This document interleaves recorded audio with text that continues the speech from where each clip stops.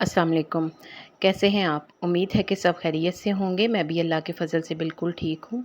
बदलते हुए मौसम में बच्चों को अक्सर खांसी ज़ुकाम हो जाता है। इस मौसम में दवाइयों के खर्चे बचाएं और ज़ुबैदा आपा के इन टोटकों को ज़रूर आजमाएं। सर्दी खांसी का घरेलू इलाज। बदलते मौसम में जब भी बच्चों को नहलाएं, पानी में 1 चम्मच मस्टर्ड पाउडर ज़रूर मिलाकर नहाएं। इससे बच्चों को मौसम का असर नहीं होगा।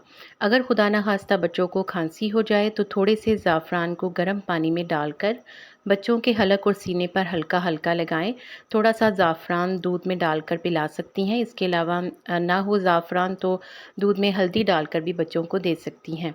इसके अलावा 1 चम्मच शहद में थोड़ी सी अदरक और थोड़ी सी अजवाइन पकाकर बच्चों को खिलाएं। गर्म पानी में थोड़ा-सा नमक और विक्स डालकर बच्चों को भाप दें और अगर बच्चे छोटे हों तो इनके साथ खुद बैठ जाएं। बच्चों से कहें कि नाक के ज़रिए सांस लें और मुंह से बाहर निकालें। इस तरह करने से बलगम सीने से उखड़ता है। मैदे में दर्द हो या जलन, किसी भी किस्म का मसला हो, 1 चम्मच पानी में 1 चने की दाल के बराबर गुड़ चूल्हे पर रखकर पिघलाएं। फिर इसमें इतनी ही मिकदार में यानी 1 चने की दाल के बराबर पिसी हुई अदरक मिलाकर ठंडा करके सुबह नाश्ते से पहले पी लें। इसी तरह रात को सोने से पहले भी पी लें। हर किस्म के गैस्ट्रिक प्रॉब्लम का सलूशन है। मैदे में दर्द हो, जलन हो, कुछ भी हो, पेट का जो भी मसला हो हल हो जाएगा।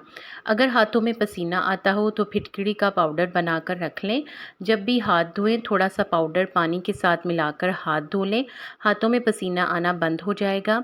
अगर कब्ज़ की शिकायत हो तो 2 चम्मच इसबगोल की भूसी नीम गर्म पानी के साथ सुबह निहार मुँह लें और रात को सोने से पहले 1 गिलास गर्म दूध में 1 चम्मच जैतून का तेल मिलाकर पी लें या फिर 3 मुनक्के पानी में डालकर उबालें और नीम गर्म करके पानी पी लें और मुनक्के खा लें। मज़ीद अच्छी अच्छी टिप्स के लिए वीडियो को लाइक कर दें, चैनल को सब्सक्राइब कर दें। वीडियो को देखने का शुक्रिया।